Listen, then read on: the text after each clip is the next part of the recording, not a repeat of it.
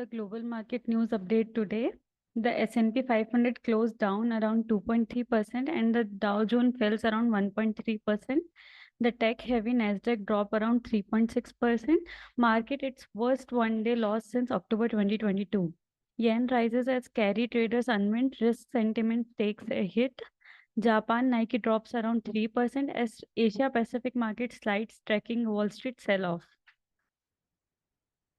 Gold rises on softer dollar. Traders eye more US data. Oil prices ease on concern over weak China demand. Mid-East ceasefire talks. Dollar falls against resurgent yen as carry trades is quiet. Now coming to the Indian market update. Nifty closed around negative 65 points, that is around negative 0.27%. So today's support level would be around 23,870, followed by 23,666. And the resistance level would be 24,886, followed by 25,191. Now coming to the Bank Nifty closed around negative 461 point, that is around negative 0.89%. And today's support level would be around 50,026 point, followed by 49,368. And the resistance level would be around 52,436, followed by 53,094.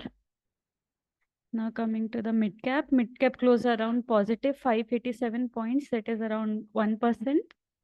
And today's support level would be around 54,808, followed by 53,331. And the resistance level would be 58,468, followed by 59,945. As far as small cap is concerned, small cap closed around positive 323 points, that is around 1.76%. And today's support level would be around 17,756 point, followed by 17,111. And the resistance level would be around 19,296, followed by 19,940. Now coming to the sector update.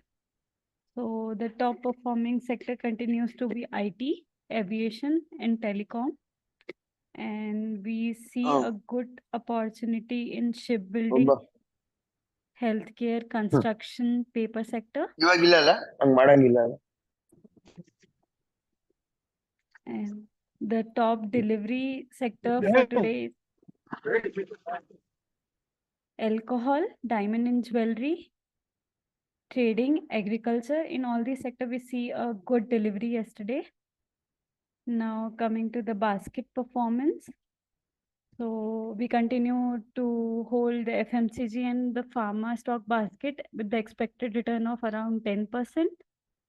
And the performance review is like large cap performed around 1.81%, and auto sector performed negative 0.08%, and the private bank performed negative 3%. And the FMCG performed till now 0.79% positive, and the pharma performed around negative 1.3%. So this is for today.